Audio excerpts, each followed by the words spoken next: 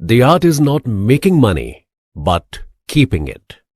आपने ये famous lines तो सुनी ही होंगी।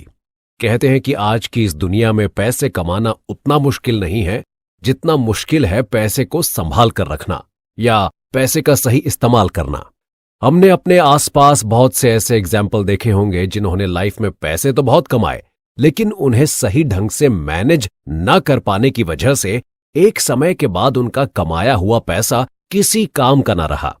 मीन्स जब तक उनके हाथ पैर चलते रहे तब तक सब कुछ वेल एंड गुड रहा, सब बहुत बढ़िया रहा, लेकिन जैसे ही उनकी जॉब गई या पैसे का सोर्स बंद हुआ, तुरंत उनके लिए मुसीबत के दिन शुरू हो गए। वहीं बहुत से ऐसे लोग भी आपको मिल जाएंगे जिन्होंने बहुत लिमिटेड कमाई में भी खुद के पैसे को इस तरह मैनेज किया कि एक बार के लिए पैसे का सोर्स खत्म होने के बाद भी उनके लिए ज्यादा परेशानी नहीं खड़ी हुई। पैसे कमाने को तो दुनिया का हर इंसान कमा सकता है। कोई भी इंसान, चाहे वो स्किल्ड हो या अनस्किल्ड, अगर कोई मेहनत करना जानता है तो कोई भी पैसे कमा सकता है। लेकिन पैसे का इस्तेमाल करने की कला आना सबके बस की बात नहीं है। हमें कितने पैसे अपनी डेली रूटीन लाइफ के लिए खर्च करने हैं, कितने हमें सेव करने चाहिए और कितने हमें इन्वेस्ट करने चाहिए, ये सब कुछ हमें आना चाहिए। लोग भले ही कहते हैं कि लाइफ में पैसा सब कुछ नहीं होता, लेकिन यकीन मानिए लाइफ में पैसा सब कुछ तो नहीं लेकिन बहुत कुछ होता है। इसलिए पैसे की कद्र करना सीखिए, इसे सेव करना सीखिए। हर किसी की लाइफ में एक टाइम ऐसा आता है जब हमारी वेल्थ और हमारा पैसा ही हमारे लिए सहारा बनकर खड़ा हो जाता है। इसीलिए हमें हमेशा पैसे का ऐसा यूज करना चाहिए जिससे हमारा प्रेजेंट बेहतर होने के साथ ही फ्यूचर भी सिक्योर होना चाहिए। दुनिया का कोई भी इंसान सिर्फ पैसे कमाकर अमीर नहीं बन सकता, बल्कि अमीर वो बनता है जो पैसे कमाने के साथ ही उसे सही ढंग से इस्तेमाल करना भी जानता हो। आप दुनिया के किसी भी अमीर शख्स का एग्जाम्पल ले सकते हैं। धीरू भाई अंबानी भारत के सबसे अमीर इंसान इसलिए बन पाए क्योंकि जब उन्होंने पैसे कमाने शुरू किए तो उसके साथ ही उन्होंने उन पैसों को ऐसी जगह पर इन्वेस्ट करना भी शुरू किया जिससे उनकी वेल्थ बढ़ती गई। अब जरा सोचिए, अगर वो ऐसा ना करते तो क्या कभी भारत के सबसे अमीर शख्स बन पाते? मान लीजिए जब उन्होंने पैसे कमाने शुरू किए तभी से अगर वो सिर्फ उसे अपनी जरूरतों और शौक को पूरा करने में खर्च करते जाते तो क्या वो भारत की सबसे बड़ी कंपनी बना पाते? ये उदाहरण सिर्फ धीरू भाई अंबानी या किसी भारतीय बिजनेसमैन का ही नहीं है, बल्कि दुनिया के हर अमीर शख्स का एग्जाम्पल आप ले सकते हैं। और आप यही पाएंगे कि लोग सिर्फ पैसे कमाने से अमीर नहीं बनते, बल्कि पैसों का सही ढंग से इस्तेमाल करने से अमीर बन पाते हैं।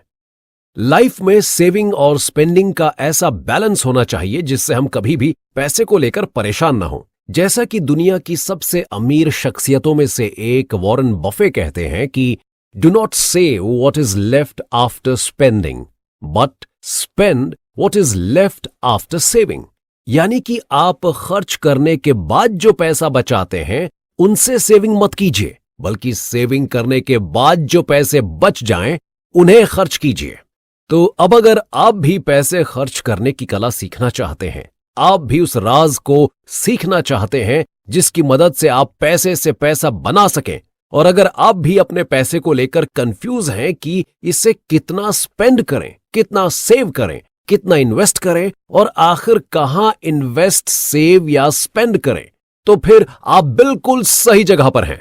अगर ये सारे सवाल आपको भी परेशान करते हैं तो फिर आपका स्वागत है जस्ट की बाइंग की इस ऑडियो बुक समरी में। इस बुक के ऑथर हैं मिस्टर निक मैकग्विली, जो कि पेशे से एक मशहूर फाइनेंस कंपनी के डेटा साइंटिस्ट हैं। तो चलिए शुरू करते हैं। एक बेहतर फ्यूचर के लिए फाइनेंशियली स्ट्रांग होना सबसे ज्यादा जरूरी है। इस बात से कोई भी इनकार नहीं कर सकता है। कोई इसके लिए सेविंग्स करने में भरोसा रखता है तो कोई इन्वेस्टमेंट का प्लान बनाता है, लेकिन दोनों ही चीजों में बेहतर क्या है? हर कोई किन्हीं भी 2 या 3 ऑप्शंस में से बेस्ट वाले को चुनना चाहता है। जहां ऑथर निक मैकग्विली अपनी लाइफ के बारे में बताते हैं कि उन्होंने खुद को फाइनेंशियली स्ट्रांग बनाने की शुरुआत कहां से की और उन्होंने इन 2 ऑप्शंस में से किसे खुद के लिए बेहतर पाया। इस बुक के ऑथर निक बताते हैं कि जब वो 23 साल के थे तब उन्हें ऐसा लगता था कि वे इस बारे में बहुत अच्छी तरह से जानते हैं कि पैसा कैसे बनाया जाए, और इस बारे में उनका काफी सिंपल सा फंडा था, जैसे खर्च को कम से कम रखो, एक ही जगह काफी सारा पैसा मत लगाओ, इसे अलग अलग जगह पर स्पेंड करो और पैसे को लंबे समय तक अपने पास रखने की कोशिश करो, एटसेट्रा एटसेट्रा। इस तरह की स्ट्रैटेजी को उन्होंने काफी जाने माने इन्वेस्टर्स जैसे वॉरेन बफे, जैक बॉगले और विलियम बर्नस्टाइन से सीखा था। हालांकि ये एडवाइस कोई बुरी एडवाइस नहीं थी, लेकिन शायद उनके लिए ये ज्यादा बेहतर साबित नहीं हो पाई, या यूं कह लीजिए कि उन्हें अपने अकाउंट्स में कोई ज्यादा डिफरेंस देखने को नहीं मिला। निक बताते हैं कि जब वो 23 साल के थे तब वो कई बार अपनी स्प्रेडशीट्स को खोलकर देखते थे और फिर सोचते थे कि क्या उन्हें अपनी सेविंग्स का 20% बॉन्ड्स में लगाना चाहिए, या फिर 15%, या फिर 10%। वे अपने अकाउंट को भी बार बार चेक करते। हालांकि यहां आपको निक बताना चाहते हैं कि उनके अकाउंट में कोई बहुत बड़ी रकम नहीं थी, बल्कि ये सिर्फ $1000 ही थी। वे बताते हैं कि अक्सर उन्हें अपने को-वर्कर्स के साथ या फ्रेंड्स के साथ बाहर जाना होता था, जहां वे एक अच्छी पार्टी करते थे, एक के बाद एक करके कई राउंड ड्रिंक्स ऑर्डर करते थे और फिर उबर जैसे महंगे ट्रांसपोर्टेशन का यूज करके घर वापस लौटते थे। जरा सोचिए ये तरीका कितना बेवकूफी से भरा हुआ था। अगर वे अपने इन्वेस्ट करने वाले अमाउंट को, जो कि $1000 थे, उन्हें किसी जगह पर इन्वेस्ट करते जिसमें उन्हें 10% का एनुअल रिटर्न मिलता, तब वे एक साल में कहीं $100 इकट्ठा कर पाते, और अभी वो इन $100 को हर थोड़े दिनों के डिफरेंस पर डिनर, ड्रिंक्स और ट्रांसपोर्टेशन पर खर्च कर रहे थे। चलिए अब एक कंपैरिजन करते हैं। मान लीजिए कि इसी जगह अगर किसी के पास $10 मिलियन का अमाउंट होता जिसे इन्वेस्टमेंट में लगाया गया होता और उस पर 10% का एनुअल रिटर्न मिलता, तब वे एक साल में $1 मिलियन के आसपास की रकम इकट्ठा कर लेते। तो कहने का मतलब यह है कि सेविंग और इन्वेस्टमेंट एक तरह से इस बात पर निर्भर करते हैं कि आपके पास पैसा कितना है।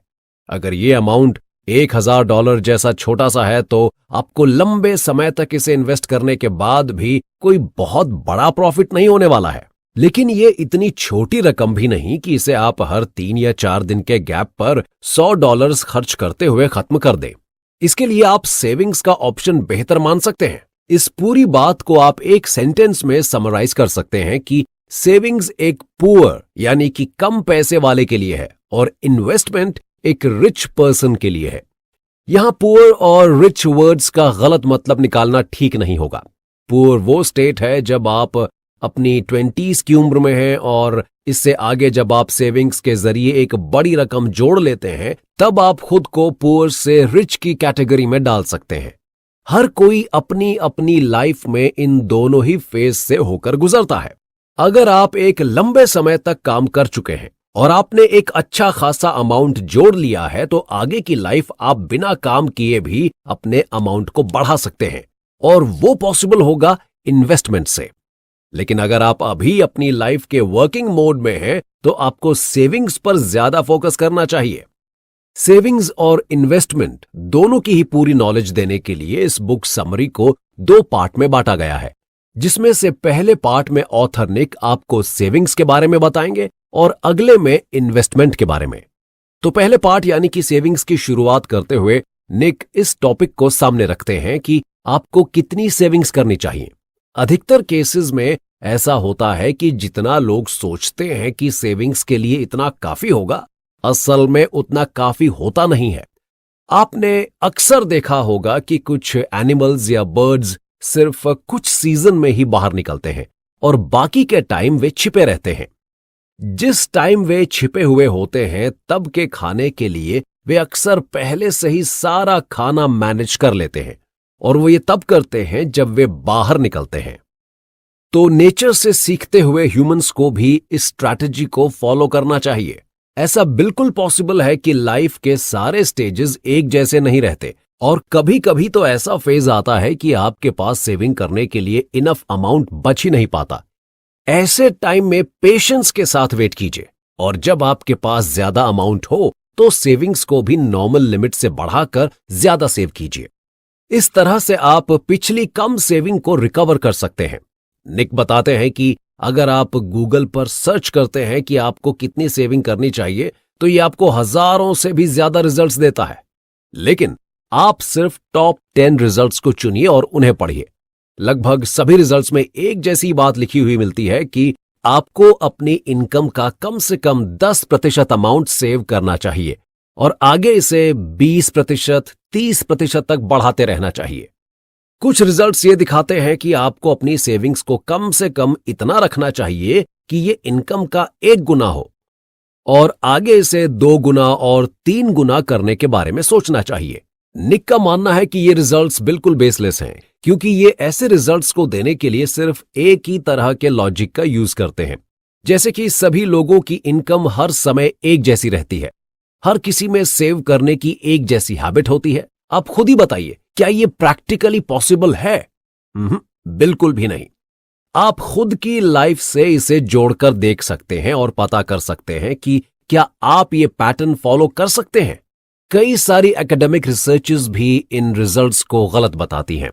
Panel study of income dynamics की रिसर्च स्टडी बताती है कि आज के टाइम में लोगों की इनकम की स्टेबिलिटी लगातार कम होती जा रही है।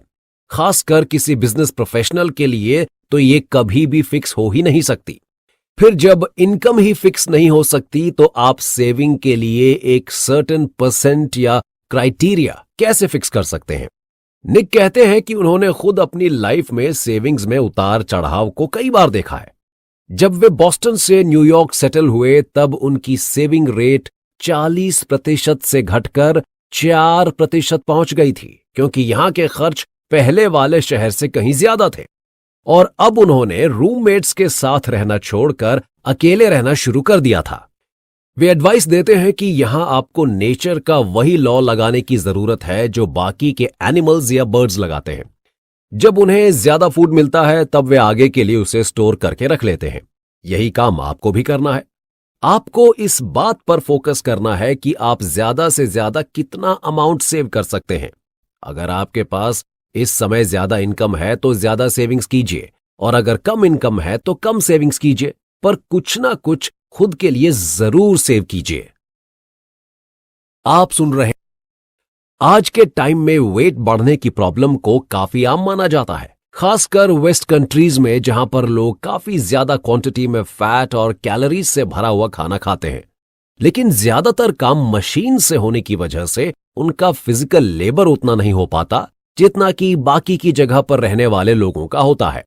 इससे बचने के 2 ही ऑप्शन हो सकते हैं, या तो आप कम फूड कंज्यूम करें या फिर फूड की क्वांटिटी के अकॉर्डिंग अपनी फिजिकल मेहनत को बढ़ाएं। आप सोच रहे होंगे कि इस इन्वेस्टमेंट और सेविंग्स के टॉपिक से जुड़ी हुई बुक समरी में अचानक से वेट का टॉपिक कहां से आ गया? तो आप परेशान मत होइए। दरअसल ये वेट लॉस का सेम लॉजिक आपकी इनकम और सेविंग्स के कॉन्टेक्स्ट में भी काम करता है। आपने नोटिस किया होगा कि जब लोगों के पास ज्यादा इनकम होती है तो वे खर्च भी ज्यादा करना शुरू कर देते हैं। ठीक वैसे ही जैसे किसी टेबल पर फूड जब ज्यादा होता है तो लोग ज्यादा खाना भी शुरू कर देते हैं। लेकिन आपको ठीक उल्टा करने की आवश्यकता होती है। अगर आपके सामने ज्यादा इनकम है तो आपको इसे ज्यादा से ज्यादा खर्च करने के बजाय ज्यादा से ज्यादा सेव करने के बारे में ध्यान देना चाहिए। अगर आप अपनी सेविंग्स में किसी भी तरह से इंक्रीज नहीं कर पा रहे हैं तो आपको 2 चीजों पर ध्यान देना चाहिए। पहला ये कि आप किसी तरह से अपनी इनकम को बढ़ा सकते हैं, और अगर पहला काम करना आपके लिए पॉसिबल नहीं है तो आपको डेफिनेटली अपने खर्च पर लिमिट लगानी चाहिए या उसे कम से कम करने की कोशिश करनी चाहिए। यह लॉजिक भी बिल्कुल वैसा ही है जैसे अगर आप ज्यादा वेट या मोटापे की समस्या से जूझ रहे हैं तो या तो आपको खाने में कमी करनी पड़ेगी या फिर आपको फिजिकल लेबर ज्यादा करनी पड़ेगी। लेकिन अगर आपकी कैपेसिटी काफी अच्छी है तो आप दोनों ही चीजों को एक साथ भी कर सकते हैं। इससे आपको कम समय में ही बेहतर रिजल्ट्स भी देखने को मिल जाएंगे।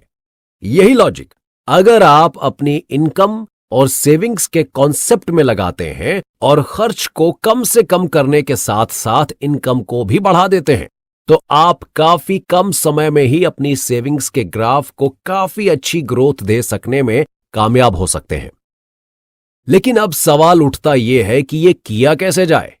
एक बार को आप अपने खर्च को लिमिट करने या कम करने में तो आसानी से सक्सेसफुल हो सकते हैं, लेकिन इनकम को बढ़ाना इससे कहीं ज्यादा मुश्किल होता है। निक कहते हैं कि वे पर्सनली इसे काफी टफ मानते हैं, लेकिन जैसा कि आप सभी जानते हैं कि इम्पॉसिबल जैसे किसी भी वर्ड को अपनी डिक्शनरी में जगह देनी ही नहीं चाहिए। इसलिए आपको वो तरीके ढूंढने पड़ेंगे जिनसे आप अपनी इनकम को बढ़ा सकते हैं। इनकम को बढ़ाने का सबसे अच्छा तरीका यह है कि आप फाइनेंस के उन दरवाजों को खोलें जो आपके अंदर ही पाए जाते हैं। ऑथर निक यहां ह्यूमन कैपिटल की बात कर रहे हैं। ये कैपिटल आपके अंदर पहले से ही प्रेजेंट है, लेकिन आप इन्हें कभी यूज नहीं करते। आप सभी इनके बारे में जानना चाहेंगे कि वे कौन सी चीजें हैं जो आपके अंदर ही अवेलेबल हैं और उनसे आप अपनी इनकम को बढ़ा सकते हैं। तो जान लीजिए कि यह है आपका टाइम, आपका स्किल, आपकी नॉलेज, आपका एक्सपीरियंस और आपका टैलेंट। ये सब आपकी इनकम को बढ़ाने में आपकी मदद कर सकते हैं।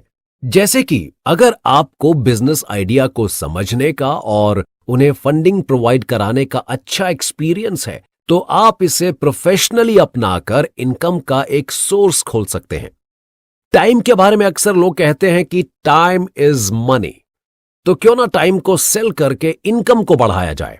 आप किसी भी नए इन्वेस्टर, नए बिजनेस पर्सन या किसी नए कॉर्पोरेट वर्कर को एक लिमिटेड टाइम में गाइड करके उससे अपनी डिस्कशन फीस चार्ज कर सकते हैं। अगर आपके दिमाग में एक परफेक्ट बिजनेस आइडिया है, लेकिन अभी आप खुद के बिजनेस में काफी बिजी हैं और अच्छे खासे मार्जिन के साथ प्रॉफिट भी कमा रहे हैं, तो इस आइडिया को दिमाग में पड़े रहने देने से बेहतर है कि इसे किसी को सेल करके आप अपनी इनकम को बढ़ा लें। दूसरे तरीके को फॉलो करना आसान तो है, लेकिन कभी कभी लोग सेविंग्स में इतना ज्यादा फोकस करने लग जाते हैं कि वे जब जरूरी खर्च भी करते हैं तब भी उनके अंदर एक तरह का गिल्ट बना रहता है और वे अपने पैसे को बचाने के लिए या वापस पाने के लिए काफी ज्यादा एंग्जाइटी भी शो करते हैं। वहीं कुछ लोगों के लिए प्राइस जैसी कोई चीज मायने ही नहीं रखती, मतलब वे पैसे को एकदम पानी की तरह बहाते हैं। ऑथर का मानना है कि ये दोनों प्लान फॉलो करने के लायक नहीं हैं। इससे जुड़े हुए एक किस्से के बारे में निक बताते हैं कि उनके एक दोस्त साउथ अफ्रीका में रहते थे, जिन्होंने एक जेम्स नाम के पर्सन के बारे में उन्हें बताया। उनके दोस्त ने कहा कि जेम्स के लिए प्राइस नाम की कोई चीज मैटर ही नहीं करती है। पहले तो निक इस बात को समझ ही नहीं पाए, तो बाद में उन्हें उनके फ्रेंड ने समझाया कि अगर आप किसी रेस्टोरेंट में जाते हैं तो दो चीजों पर मेन फोकस करते हैं। पहला तो मेन्यू कार्ड में क्या क्या खाने की चीज अवेलेबल है और दूसरा उन फूड आइटम्स का प्राइस क्या है। इन्हीं दोनों बातों पर डिपेंड करके आप ऑर्डर देते हैं। लेकिन जेम्स ऐसे किसी भी मेथड को फॉलो नहीं करता था। उसके पास अपने डैड का क्रेडिट कार्ड होता था और चाहे वो एक डिनर पार्टी हो या फिर किसी ट्रिप पर जाना, पूरे फ्रेंड सर्कल की जिम्मेदारी जेम्स ही ले लेता था। वे बताते हैं कि एक बार जब उसके दोस्त माचू पिचू नाम की जगह पर हाइकिंग के दौरान खो गए थे, तो जेम्स प्राइवेट हेलीकॉप्टर को बुक करके अपने दोस्तों को ढूंढने निकल पड़ा।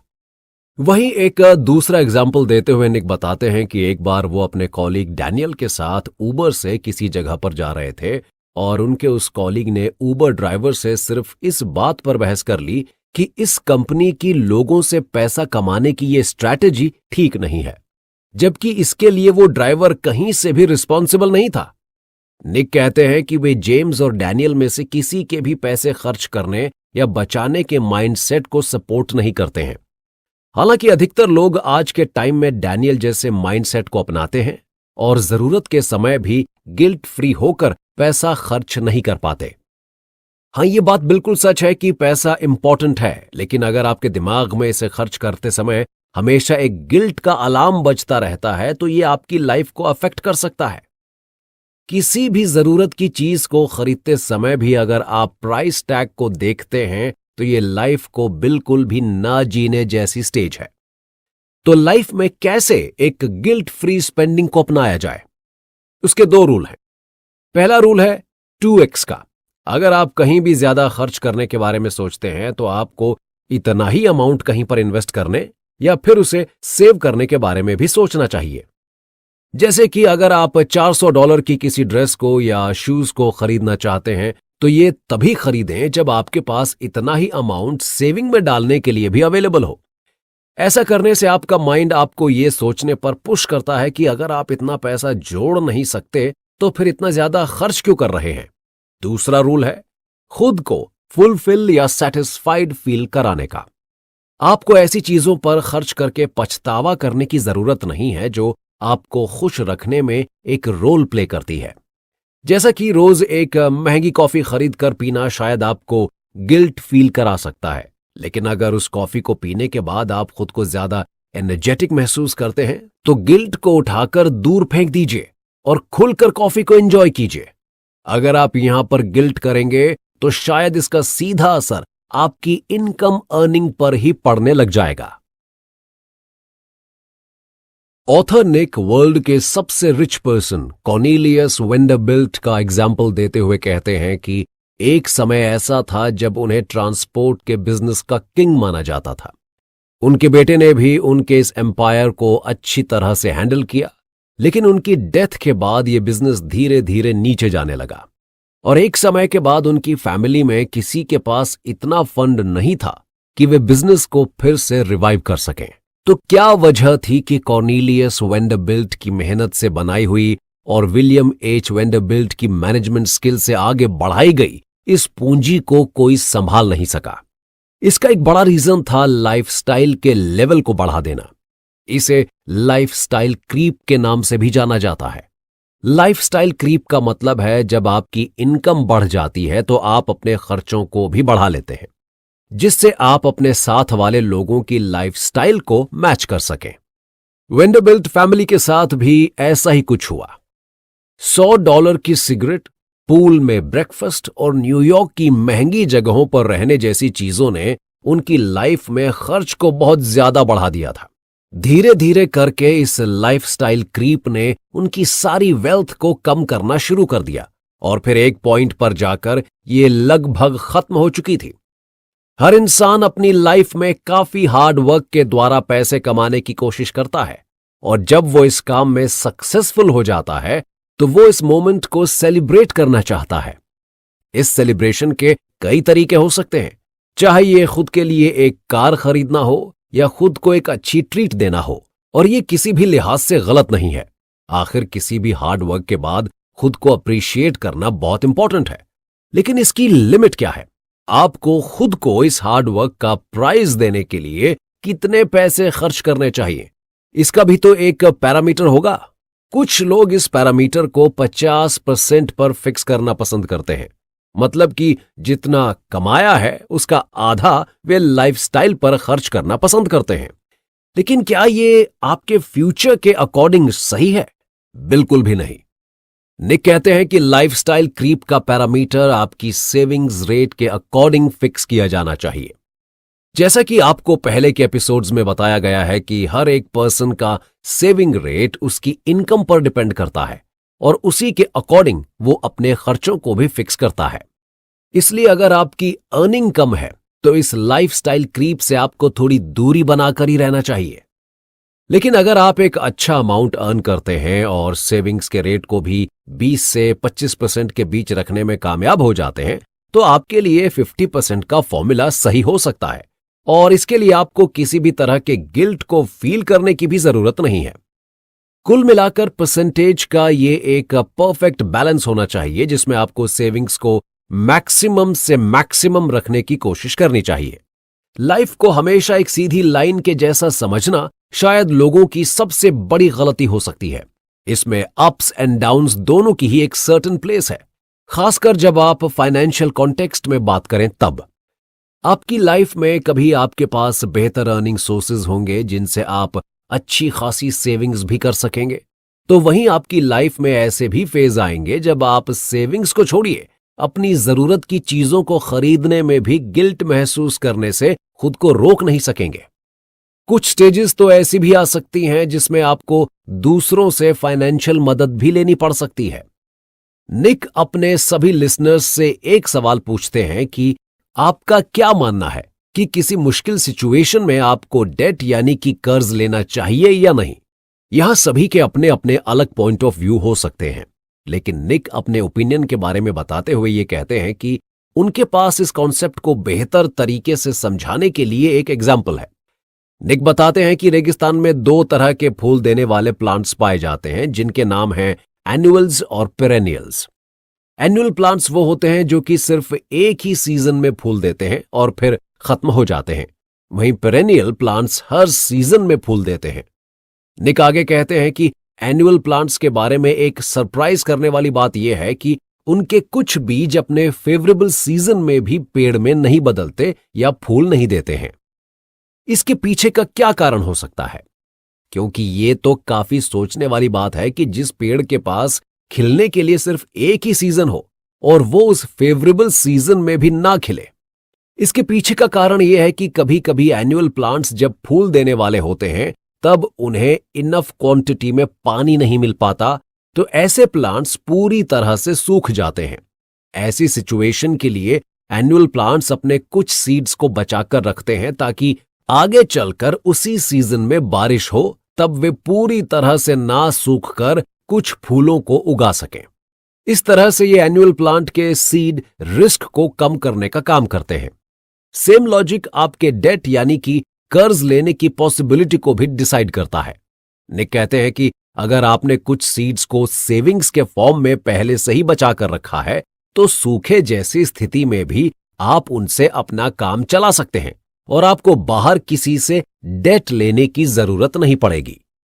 निक कहते हैं कि अगर आप ये सवाल मुझसे सालों पहले पूछते तो शायद वो भी आपको यही जवाब देते कि आपको किसी भी कीमत पर कर्ज लेने से बचना चाहिए, क्योंकि काफी समय तक यही समझा जाता था कि कर्ज लेने वाला हमेशा कर्ज देने वाले का गुलाम या दास बना रहता है। पर आज के इस नए दौर में कर्ज की डेफिनेशन काफी बदल गई है, और खासकर क्रेडिट कार्ड के द्वारा लिए जाने वाले कर्ज की। क्रेडिट कार्ड्स एक तरीके से आपके रिस्क को कम करने का काम करते हैं। चलिए इसे हम एक एग्जाम्पल से समझते हैं। सीमा नाम की एक लेडी ने कुछ % इंटरेस्ट रेट पर एक अमाउंट का लोन लिया, जबकि उनके सेविंग्स अकाउंट में भी उतना ही पैसा था जिससे वो अपना काम कर सकती थीं। जब उनसे पूछा गया कि उन्होंने पैसा होने के बाद भी लोन क्यों लिया, तो उन्होंने जवाब दिया कि वे जानती हैं कि जिस रेट पर उन्होंने लोन लिया है उसे वो एक टाइम पीरियड के बाद धीरे धीरे इंस्टॉलमेंट के रूप में लौटा देंगी, लेकिन अगर उन्होंने अपनी सेविंग्स को तोड़ दिया तो उन्हें फिर से उसे जोड़ने में काफी वक्त लग जाएगा। कुछ यही लॉजिक एक क्रेडिट कार्ड का भी है। अगर आप अपने अकाउंट में $1500 होने के बाद भी किसी $1000 की चीज को क्रेडिट कार्ड के जरिए खरीदते हैं तो ये आपके जीरो बैलेंस होने के या कम बैलेंस होने के रिस्क को कम कर देता है। हालांकि एक टाइम लिमिट के अंदर इसे पूरा चुकाना थोड़ा सा टफ बनाता है, लेकिन निक सलाह देते हैं कि आपको उतना ही अमाउंट क्रेडिट कार्ड से पे करना चाहिए जितना आप ड्यू डेट पर वापस करने में एबल हों। अपना घर होना एक इंसान का सपना होता है, और जो लोग एक रेंट के घर में रहते हैं वे हमेशा कोशिश करते रहते हैं कि किस तरह से वे एक खुद के घर की ओनरशिप लेने में कामयाब हो जाएं। निक बताते हैं कि उनके दादा दादी ने 1972 में कैलिफोर्निया में जो घर $28,000 का खरीदा था, आज उसकी कीमत $6 लाख तक पहुंच चुकी थी। वे बताते हैं कि इस बीच के टाइम में मार्केट में कई सारे उतार चढ़ाव आए, लेकिन उनके घर की कीमत बहुत ज्यादा कम नहीं हुई। निक कहते हैं कि ये घर उनके दिल के काफी क्लोज है। उन्होंने हर एक क्रिसमस से पहले की शाम उस घर में बिताई है, जहां किचन में वे शेल्फ पर बैठकर पीनट बटर के पैनकेक्स खाते थे, जिसके गार्डन में गिरने पर उनकी आंख के ऊपर एक चोट लग गई थी, जिसका निशान आज भी मौजूद है। और वे जब भी इस निशान को देखते हैं उन्हें अपने पुराने घर की याद आ जाती है। घर खरीदना आपको एक अलग तरह की सेविंग फील कराता है। इसमें घर की कीमत तो शामिल रहती ही है, लेकिन साथ ही इस घर के साथ आप जो एक तरह की सोशल बॉन्डिंग बनाते हैं वो लाइफ टाइम सेविंग्स के फॉर्म में स्टोर हो जाती हैं। पर आपके लिए घर खरीदना सही रहेगा या फिर एक रेंट वाले घर में अभी के लिए रहना सही होगा, ये आपकी फाइनेंशियल स्टेट पर डिपेंड करता है। खुद को एक घर का ओनर कहलाने से पहले आपको कई सारी चीजों पर ध्यान देने की जरूरत होती है। घर की ओनरशिप लेना सिर्फ उनके लिए पॉसिबल होता है जो इसके लिए काफी समय से प्लानिंग कर रहे होते हैं। यह कुछ ही टाइम में लिया जाने वाला डिसीजन नहीं हो सकता। ऑथर का मानना है कि अगर आप खुद के लिए घर खरीदना चाहते हैं तो आपको घर की डाउन पेमेंट से अलग इसका 2.5 से 3% अमाउंट अलग सेव करके रखना चाहिए, क्योंकि यह अमाउंट आपके घर की इंश्योरेंस, क्लोजिंग रेट और मेंटेनेंस जैसी चीजों के लिए जरूरी होता है। हालांकि कुछ होम डीलर्स क्लोजिंग रेट को कम कराने या उसे डाउन पेमेंट पर ही फिक्स कराने में सक्सेसफुल होते हैं, लेकिन ये चीजें पूरी तरह से आपके डीलर पर डिपेंड करती हैं। वहीं अगर आप घर के मेंटेनेंस की बात करें तो ये आपके खर्च को फाइनेंस के साथ टाइम से भी जोड़ सकता है। निक कहते हैं कि अगर आपको अंदाजा हो जाए तो मेंटेनेंस के लिए आपको अपने घर की कीमत का कम से कम 1 से 2% अमाउंट हर साल खर्च करना चाहिए। जैसे कि अगर आपकी प्रॉपर्टी की कीमत $3 लाख है तो आपको $3,000 से $6,000 के बीच में हर साल उसकी देख रेख पर खर्च करना चाहिए। यह खर्च आपके रहने वाली जगह या एरिया के अनुसार कम या ज्यादा भी हो सकता है। वहीं अगर आप रेंट पर रहने की बात करें तो ये एक फ्यूचर रिस्क की तरह होता है। आप कभी भी इस चीज को प्रिडिक्ट नहीं कर सकते हैं कि आगे आने वाले समय में आपको रेंट के तौर पर कितना पैसा खर्च करना पड़ सकता है। यह आपके सेविंग्स और खर्च की इक्वेशन को बिगाड़ने का काम कर सकता है। आप एक घर क्यों खरीदना चाहते हैं, इसके पीछे आपका पर्सनल रीजन हो सकता है, लेकिन आपको एक घर कब खरीदना चाहिए, इसके कुछ कॉमन पॉइंट्स निक आपके सामने रखना चाहते हैं, जिनमें से सबसे पहला है आपके पास घर खरीदने का कम से कम 10 साल पुराना प्लान होना चाहिए। इतना समय आपको घर की ओनरशिप दिलाने के साथ साथ घर के मेंटेनेंस, इंश्योरेंस आदि के बारे में सोचने के लिए काफी होता है। दूसरा पॉइंट यह है कि आपके पास एक स्टेबल प्रोफेशन और पर्सनल लाइफ होनी चाहिए। प्रोफेशनल लाइफ जहां आपके घर को फाइनेंशियली सपोर्ट करने का काम करेगी, वहीं एक अच्छी पर्सनल लाइफ आपके घर को सोशल और मॉरल सपोर्ट देने में काम आएगी। तीसरा और आखिरी पॉइंट है, आप एक घर की ओनरशिप लेने का डिसीजन तब लें जब आप उसे अफोर्ड करने के लिए पूरी तरह से तैयार हों। इनमें से एक भी कंडीशन को अगर आप इस समय फुलफिल करने में अनेबल हैं तो निक का मानना है कि आपको अभी ये प्लान ड्रॉप कर देना चाहिए और आपको रेंटिंग को ही कंटिन्यू करना चाहिए, क्योंकि अगर रेंटिंग में फ्यूचर रिस्क है तो होम ओनरशिप भी पूरी तरह से रिस्क फ्री नहीं है। एक घर को खरीदने के लिए कितनी पुरानी प्लानिंग होनी चाहिए, कितना एक्स्ट्रा अमाउंट आपके पास होना चाहिए, क्या क्या कंडीशन आपको फॉलो करनी चाहिए, इन सभी के बारे में तो आपको एक आइडिया दे दिया गया है। लेकिन अब बात आती है कि घर को खरीदने के लिए इतना बड़ा अमाउंट सेव कैसे किया जाए। तो चलिए अब डिस्कशन करते हैं एक सही सेविंग पैटर्न के बारे में जो आपको एक होम ओनरशिप के लिए डाउन पेमेंट करने में मदद करेगा। इस बारे में भी लोग 2 तरीके से सोचते हैं। एक तो ये कि वे पैसे को केवल ऐसे ही रखा रहने दें और इस लंबे ड्यूरेशन तक इंतजार करें, या फिर दूसरा तरीका यह है कि जब वे इस लंबे टाइम पीरियड में इंतजार कर रहे हैं तो इस पैसे को वे कहीं पर इन्वेस्ट कर दें। लेकिन फिर वही सवाल खड़ा होता है कि दोनों में से बेस्ट क्या है। निक बताते हैं कि उन्होंने कई सारे फाइनेंशियल एडवाइजर्स से इस बारे में बात की तो उन्होंने निक को एक ही सलाह दी कि किसी भी डाउन पेमेंट के लिए कैश को सेव करना ही सबसे बेस्ट ऑप्शन है। पर निक का कहना है कि अगर आपका डाउन पेमेंट करने वाला अमाउंट एक कम समय जैसे कि 1 साल या 2 साल में सेव हो जाता है तब तो कैश सेविंग का ये ऑप्शन बेहतर है। लेकिन अगर आपका अमाउंट बड़ा है या सेविंग्स में आपको ज्यादा समय लगने वाला है तो आप कैश सेविंग को बॉन्ड सेविंग से बदल सकते हैं। निक का कहना है कि बॉन्ड सेविंग में आप अमाउंट को थोड़े कम समय में ही जोड़ सकने में सफल हो सकते हैं। हालांकि यहां भी आपको टाइम लिमिट 2 साल तक ही रखनी चाहिए, क्योंकि बॉन्ड सेविंग्स पर इन्फ्लेशन रेट यानी महंगाई दर का काफी असर पड़ता है। एक नॉर्मल इन्फ्लेशन रेट 2% के आसपास ही रहती है, लेकिन आप इसे हर बार प्रिडिक्ट नहीं कर सकते। 2 साल से ज्यादा समय के लिए कैश सेविंग तो कभी भी एक बेहतर ऑप्शन हो ही नहीं सकता, इसलिए आप बॉन्ड्स को इसकी जगह पर एक अच्छा ऑप्शन मान सकते हैं। कुछ लोगों के मन में अब यह ख्याल आता है कि क्या बॉन्ड सेविंग से ज्यादा बेहतर कोई ऑप्शन उन्हें मिल सकता है। तो निक कहते हैं कि अगर टाइम के एस्पेक्ट से देखा जाए तो आपको बेहतर विकल्प मिल सकता है, लेकिन इसमें आपको थोड़ा रिस्क लेना पड़ सकता है। आप बॉन्ड्स के अलावा स्टॉक्स में भी अपने अमाउंट को सेव कर सकते हैं। लेकिन एक बड़े अमाउंट को सेविंग के नजरिए से स्टॉक्स में लगाना एक बहुत अच्छा ऑप्शन नहीं है, क्योंकि मार्केट के उतार चढ़ाव को कोई भी प्रिडिक्ट नहीं कर सकता और कभी कभी तो मार्केट क्रैश जैसी स्टेज भी देखने को मिल सकती है। इसके लिए बेहतर है कि आप अपने अमाउंट को कुछ पार्ट्स में बांट लें और सेविंग के इन तीनों तरीकों को यूज करें। आपके अमाउंट और टाइम के अकॉर्डिंग जो ऑप्शन ज्यादा रिस्क से भरा हुआ है, उसमें कम से कम अमाउंट सेव करने के बारे में ध्यान दें। डाउन पेमेंट की सेविंग में टाइम सबसे ज्यादा इंपॉर्टेंट रोल प्ले करता है। यह आपके ऊपर डिपेंड करता है कि आप कितना अमाउंट कितने समय में जोड़ना चाहते हैं। अगर आपका अमाउंट थोड़ा है तो कैश सेविंग ऑप्शन आपके लिए किंग ऑफ ऑल ऑप्शंस की तरह काम कर सकता है, लेकिन उसी जगह थोड़े रिस्की ऑप्शंस भी आपको समय से पहले ही अमाउंट जुड़ने की वजह से एक बहुत बड़े मोमेंट का सामना करवा सकते हैं। जरा इमेजिन कीजिए, अगर आपके पास एक क्रिस्टल बॉल होती और उसमें आपके फाइनेंशियल फ्यूचर को प्रिडिक्ट करने की क्वालिटी होती, तो आप सबसे पहले क्या पूछते? अधिकतर लोग इस सवाल का जवाब यही देंगे कि वे पूछते कि उनके काम से रिटायरमेंट लेने के बाद उनका रिटर्न कितना होगा। लेकिन ऐसी कोई चीज फिलहाल तो एग्जिस्ट नहीं करती जो आपके फ्यूचर फाइनेंशियल रिकॉर्ड को एकदम सही बता सके।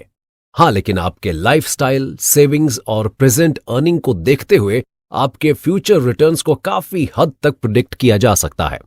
एक काफी जाने माने इकोनॉमिस्ट विलियम शार्प कहते हैं कि कितनी भी कैलकुलेशन कर ली जाए, लेकिन यह बताना मुश्किल होता है कि आप उन रिटर्न्स का कितना फायदा उठा पाएंगे, क्योंकि रिटायरमेंट के बाद आपकी लाइफ कितनी लंबी चलने वाली है इसके बारे में कोई नहीं जान सकता। इतनी सारी डिफिकल्ट सिचुएशंस के बाद भी आप कुछ रूल्स की हेल्प से बता सकते हैं कि किसी पर्सन को अपने काम से कब रिटायरमेंट ले लेना चाहिए, जिससे कि वो अपने रिटर्न्स का भरपूर फायदा उठा सके। इस रूल का नाम है 4% रूल। तो चलिए इस एपिसोड में समझते हैं कि ये 4% रूल है क्या और ये किस तरह से किसी पर्सन के रिटायरमेंट को प्रिडिक्ट कर सकता है। विलियम बेंजन नाम के पर्सन ने इस बात की रिसर्च की कि आखिर रिटायरमेंट के बाद किस तरह से पैसों को विड्रॉ किया जाए कि उनके सामने कभी भी अकाउंट में पैसे खत्म होने की स्टेज आए ही ना। उन्होंने इस 4% रूल को सबके सामने रखा और कहा कि अगर लोग रिटायरमेंट के बाद अपनी सेविंग्स या बॉन्ड्स का 4% हर साल विड्रॉ करते हैं तो उनके सामने कभी भी ऐसी स्थिति नहीं आएगी कि उन्हें फाइनेंशियल सपोर्ट के लिए किसी और की जरूरत पड़े। जैसे कि आपके रिटायरमेंट के बाद आपका पोर्टफोलियो $1 मिलियन का है, तो पहले साल आप $40,000, उसके अगले साल $41,200 और इसी तरह से आगे विड्रॉ कर सकते हैं। यह सिलसिला आप कम से कम आने वाले अगले 30 साल तक जारी रख सकते हैं। लेकिन जब विलियम के इस रूल को 4% से 5% की रेट से बदलने की कोशिश की गई और ऐसे सिमिलर रिजल्ट्स निकालने के बारे में सोचा गया, तो यह रूल फेल हो गया। निक बताते हैं कि रिटायरमेंट के बाद अक्सर लोगों के खर्चों में कमी आ जाती है। एक 64 या 65 साल का इंसान जितना खर्च करता है वो 75 साल तक पहुंचते पहुंचते कुछ परसेंटेज से कम हो जाता है। इसके पीछे कई वजहें हो सकती हैं, जैसे कि रिटायरमेंट के बाद लोगों के व्हीकल या ट्रांसपोर्टेशन से जुड़ा हुआ खर्च काफी कम हो जाता है, क्योंकि अब उन्हें रोज की तरह इसका यूज करते हुए अपने काम पर नहीं जाना पड़ता।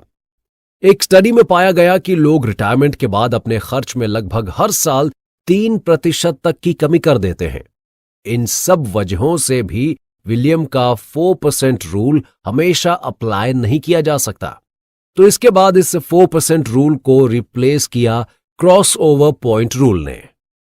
आपको अपने काम से रिटायरमेंट कब लेना चाहिए, इसे डिसाइड करने का एक और तरीका यह है कि जब आपका इन्वेस्टमेंट या सेविंग्स आपके खर्च से ज्यादा होने लगे, तब आप रिटायरमेंट ले सकते हैं। इस तरीके को ही कुछ लोगों ने क्रॉसओवर पॉइंट का नाम दे दिया। ये रूल सिर्फ रिटायरमेंट के बाद ही आपकी फाइनेंशियल लाइफ में जगह नहीं बना सकता, बल्कि इससे काफी पहले या फिर शुरुआत से ही आप इसका यूज करके खुद को फाइनेंशियली फ्रीडम दे सकते हैं। जब आप इस गोल्डन रूल को रिटायरमेंट से पहले अपनी लाइफ में अप्लाई करते हैं, तो आप खुद को तब फाइनेंशियली डिपेंडेंट या फ्री कह सकते हैं जब आपकी इनकम और इन्वेस्टमेंट आपके खर्च से ज्यादा हो जाएं। जैसे कि मान लीजिए आपका खर्च $4,000 है और आप $5,000 या $6,000 एक महीने में सेव कर सकते हैं, तो आप अपने क्रॉसओवर पॉइंट पर पहुंच चुके हैं। ये रूल फॉलो करके आप अपने चिंता से भरे हुए रिटायरमेंट के बाद वाले पीरियड को हैप्पी रिटायरमेंट में बदल सकते हैं। निक कहते हैं कि लोग अक्सर रिटायरमेंट को एक ऐसे पीरियड के तौर पर देखते हैं जिसमें उन्हें फाइनेंस से जुड़ी हुई प्रॉब्लम्स का सामना करना पड़ता है। लेकिन क्या रिटायरमेंट सिर्फ फाइनेंस से जुड़ा हुआ एक टॉपिक है? नहीं। निक कहते हैं कि इस टाइम को आपको गोल्डन टाइम पीरियड में काउंट करना चाहिए। यह आपके काम से परमानेंट छुट्टी लेने और काम में स्पेंड किए गए अच्छे टाइम को याद करने का समय होता है। इसे सिर्फ फाइनेंस से जुड़ी हुई चिंताओं में बिता देना बिल्कुल भी सही नहीं है।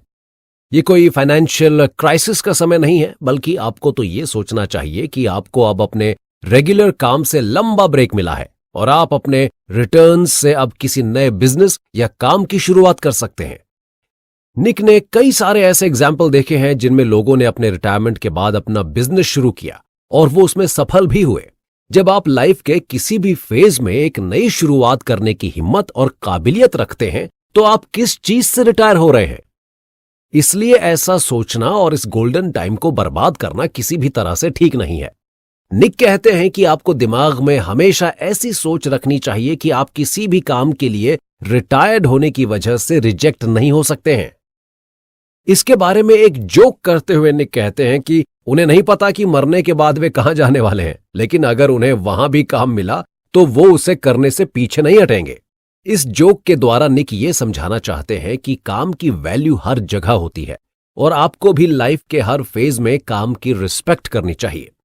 आप खुद को रिटायर्ड या थका हुआ समझकर किसी आइडिया, थॉट या काम को रिजेक्ट करके उसका डिसरिस्पेक्ट नहीं कर सकते। रिटायरमेंट सिर्फ एक फाइनेंशियल डिसीजन नहीं है। आप सिर्फ ये सोचकर रिटायरमेंट नहीं ले सकते कि अब आपके पास इनफ क्वांटिटी में पैसा इकट्ठा हो गया है तो अब आप रिटायरमेंट ले सकते हैं। रिटायरमेंट लेना एक लाइफस्टाइल से जुड़ा हुआ डिसीजन है।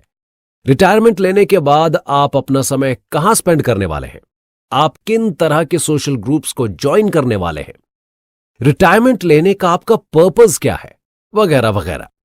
अगर आपके पास इन सभी सवालों के सेटिस्फाई करने वाले आंसर्स मौजूद हैं तो आप रिटायरमेंट के लिए खुद को तैयार मान सकते हैं। लेकिन अगर आपके पास इनके आंसर्स नहीं हैं तो शायद रिटायरमेंट के बाद आपको अपने सामने एक फ्यूचर डिसअपॉइंटमेंट जैसी चीज खड़ी मिलेगी।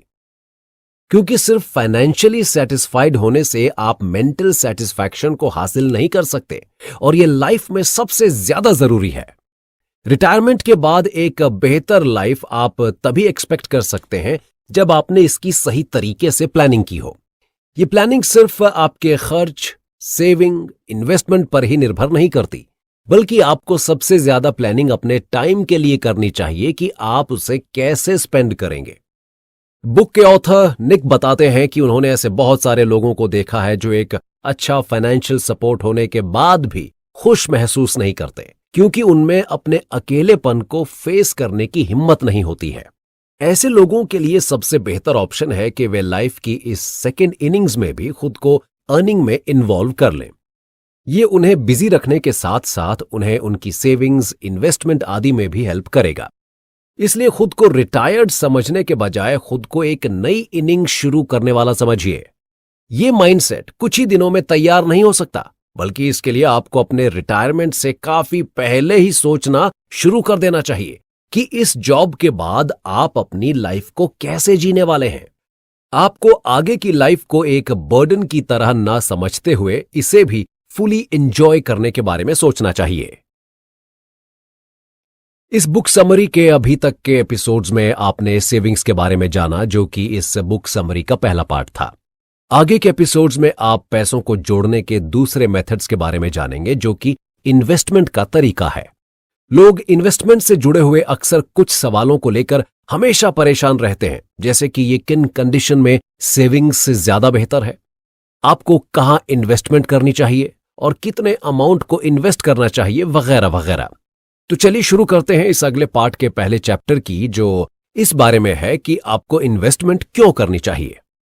शायद ये जानकर आपको थोड़ा अजीब लगेगा कि 19th सेंचुरी से पहले रिटायरमेंट जैसी कोई चीज एग्जिस्ट ही नहीं करती थी। बल्कि लोग अपनी लाइफ में तब तक काम करते थे जब तक उनमें काम करने की कैपेबिलिटी होती थी, और ये टाइम लिमिट कभी कभी तो उनकी डेथ तक भी पहुंच जाती थी। साल 1889 में जर्मनी के चांसलर ऑटो वॉन बिस्मार्क ने रिटायरमेंट पॉलिसी को इन्वेंट किया। उन्होंने इसके लिए 70 साल की उम्र को फिक्स किया, यानी कि 70 साल के होने के बाद लोग अपने काम से छुट्टी ले सकते थे और उन्हें गवर्नमेंट इनकम का एक पार्ट भी दिया जाता था। जब उनसे पूछा गया कि उन्होंने ये पॉलिसी क्यों शुरू की, तो उन्होंने कहा कि जिन लोगों ने इतने समय तक अपनी स्टेट या सेंटर गवर्नमेंट की हेल्प की है, उन्हें उनके डिसेबल होने पर या बूढ़ा हो जाने पर अकेले छोड़ देना ठीक नहीं है। बाद में रिटायरमेंट की ये एज 70 साल से घटाकर 65 कर दी गई थी। रिटायरमेंट के इस आइडिया के डेवलपमेंट के बाद ही इन्वेस्टमेंट की शुरुआत हुई, क्योंकि रिटायरमेंट के समय मिलने वाले एक बड़े अमाउंट को लोगों ने अपने पास रखना कम ठीक समझा और इसी के साथ इन्वेस्टमेंट का प्लान उनके माइंड में आया। इससे पहले इन्वेस्टमेंट का कोई आइडिया इसलिए नहीं था क्योंकि लोग लगातार अपनी लाइफ के एंड तक काम करते थे और उन्हें कोई फ्यूचर सिक्योरिटी जैसी बात की चिंता ही नहीं होती थी। लेकिन रिटायरमेंट ने उनकी इस सोच को बदल दिया था। अब लोगों के सामने रिटायरमेंट के बाद अपनी लाइफ को कंटिन्यू रखने के लिए फाइनेंस की जरूरत थी और इन्वेस्टमेंट उसके लिए सबसे बेस्ट ऑप्शन था। अगर इन्वेस्टमेंट के मेन और बहुत बेसिक रीजन को जानने की कोशिश की जाए तो आपको 3 बातें इसके फेवर में दिखाई देती हैं। पहली ये कि इन्वेस्टमेंट एक तरह से आपके फ्यूचर को सेव करने का काम करता है। दूसरा, ये आपके पैसों को महंगाई की रेट से सिक्योर करने का काम करता है। और तीसरा और आखिरी रीजन ये है कि इन्वेस्टमेंट आपकी ह्यूमन कैपिटल को फाइनेंशियल इन्वेस्टमेंट में बदलने का काम करता है। अब इन तीनों ही बातों के बारे में निक डिटेल में बताते हुए कहते हैं कि अगर आप सबसे पहली वजह के बारे में बात करें तो फ्यूचर के लिए कोई भी इंसान रिस्क नहीं लेना चाहता। इंसान अपने वर्किंग टाइम में ही इसके बारे में सोचना शुरू कर देता है कि रिटायरमेंट के बाद मिलने वाले अमाउंट को वो कहां इन्वेस्ट करेगा, या फिर रिटायरमेंट से पहले ही वो किन जगहों पर और कितना अमाउंट इन्वेस्ट करेगा ताकि उसे किसी भी तरह की फाइनेंशियल प्रॉब्लम का सामना न करना पड़े। कई सारी रिसर्च में भी दिखाया गया कि अगर आप किसी इंसान से उसके फ्यूचर के बारे में पूछते हैं कि वो रिटायरमेंट के बाद खुद को कैसे देखना पसंद करेंगे, तो वे जवाब देते हैं कि वे खुद को फाइनेंशियली स्ट्रांग देखना पसंद करेंगे और इसके लिए वे इन्वेस्टमेंट का सपोर्ट लेंगे। दूसरा पॉइंट जो इन्फ्लेशन से जुड़ा हुआ है, उसके बारे में निक कहते हैं कि आप इन्वेस्टमेंट और सेविंग्स के बीच में इन्फ्लेशन की वजह से टाइम और अमाउंट में काफी बड़ा अंतर देख सकते हैं, खासकर तब जब आप यूएस जैसी कंट्री में स्टॉक्स और बॉन्ड्स में इन्वेस्ट करते हैं। तीसरा रीजन है जब आप अपने ह्यूमन कैपिटल जैसे कि स्किल्स, नॉलेज वगैरह को फाइनेंस में बदल सकते हैं, तो उसके लिए इन्वेस्टमेंट से बेहतर क्या ऑप्शन हो सकता है। मान लीजिए आप किसी आइडिया के साथ किसी पर्सन के पास जाते हैं और उन्हें वो काफी पसंद आता है, तो आप उस आइडिया में अपना शेयर एक इन्वेस्टमेंट के तौर पर देख सकते हैं। अब जब आप इन्वेस्टमेंट की वजह और उसके फायदों के बारे में जान चुके हैं, तो जाहिर सी बात है कि आप ये भी जानना चाहेंगे कि आपको किन जगहों पर इन्वेस्ट करना चाहिए ताकि आप ज्यादा से ज्यादा अमाउंट कम से कम समय में विड्रॉ कर सकें। अगर कोई आपसे किसी एक फील्ड के बारे में बात करते हुए कहता है कि ये इन्वेस्टमेंट के लिए सबसे बेस्ट फील्ड है, तो शायद आपको उस पर कम भरोसा करना चाहिए, क्योंकि इन्वेस्टमेंट फील्ड का एक बहुत बड़ा क्राइटेरिया है जिसमें हर एक फील्ड की अपनी अलग आइडेंटिटी और स्पेशलिटी है। तो इनमें से किसी एक को बेस्ट बताना शायद कम होगा। निक इस बारे में एक किस्सा भी शेयर करते हैं। वे बताते हैं कि ऐसे तो बहुत कम लोगों ने वॉली जे के बारे में सुना होगा, जो कि एक जूडो के इंस्ट्रक्टर थे, लेकिन उन्होंने खुद कभी कोई जूडो मैच खेला नहीं था। फिर भी उनके ट्रेन किए हुए लोगों ने जूडो के कई मैच जीते। वॉली ने एक बार बताया कि उनकी मुलाकात एक टीचर से हुई जो जूडो के एक काफी फेमस प्लेयर रह चुके थे। उन्होंने वॉली से कहा कि वे हर एक बच्चे को खुद की तरह सिखाते हैं और उनसे कहते हैं कि you should be trained like me. इसके बाद जब वॉली ने उनसे अपने बच्चों को मैट पर उतरकर उनके स्टूडेंट्स से कंपीट करने के लिए कहा, तब उन टीचर का कोई भी बच्चा वॉली के स्टूडेंट को बीट नहीं कर पाया। तब वॉली ने उन्हें समझाया कि उन्हें हर बच्चे को उसी मेथड में ट्रेन करना चाहिए जिससे सीखने में वो एबल हो। यही सेम लॉजिक इन्वेस्टमेंट पर भी लागू होता है। हो सकता है कि जो इन्वेस्टमेंट प्लान आपकी इनकम या अर्निंग के हिसाब से सही है वो दूसरे के लिए बिल्कुल भी काम ना करे। निक कहते हैं कि इन्वेस्टमेंट के लिए आपके सामने बहुत से ऑप्शंस होते हैं। उनमें से कुछ जो बेस्ट हैं उनके बारे में आपको नॉलेज होना जरूरी है। पहला ऑप्शन है स्टॉक्स में इन्वेस्ट करने का। वे कहते हैं कि स्टॉक्स किसी भी बिजनेस में आपको एक ओनरशिप दिला सकते हैं। अगर आप लंबे समय में एक अच्छा अमाउंट बनाना चाहते हैं तो स्टॉक्स आपके लिए सबसे बेहतर साबित होंगे। अगर आप यूएस में रहने वाले सिटीजन हैं और आपको रिस्क लेना पसंद है तो एक इंडिविजुअल स्टॉक खरीदना आपके लिए ज्यादा प्रॉफिटेबल रहेगा। स्टॉक्स के दोनों एस्पेक्ट्स के बारे में बात करें तो स्टॉक्स खरीदने का फायदा यह है कि ये आपको हाई रिटर्न्स देने में मदद करते हैं और इनका मेंटेनेंस भी काफी कम होता है। आप इन्हें आसानी से खरीद सकते हैं और ट्रेड भी कर सकते हैं। वहीं अगर नुकसान की बात करें तो स्टॉक्स पूरी तरह से मार्केट की पोजीशन पर निर्भर करते हैं। हाई रिटर्न्स के साथ साथ इनमें हाई रिस्क भी शामिल रहता है। आप इनके बारे में कभी भी एक सही प्रिडिक्शन नहीं कर सकते। इन्वेस्टमेंट का दूसरा ऑप्शन है बॉन्ड्स का। इसके पहले आपने जिस ऑप्शन स्टॉक के बारे में सुना उन्हें आप एक स्टॉर्म यानी तूफान की तरह समझ सकते हैं। वहीं बॉन्ड्स इनके बिल्कुल ऑपोजिट होते हैं। इनमें रिस्क कम होता है।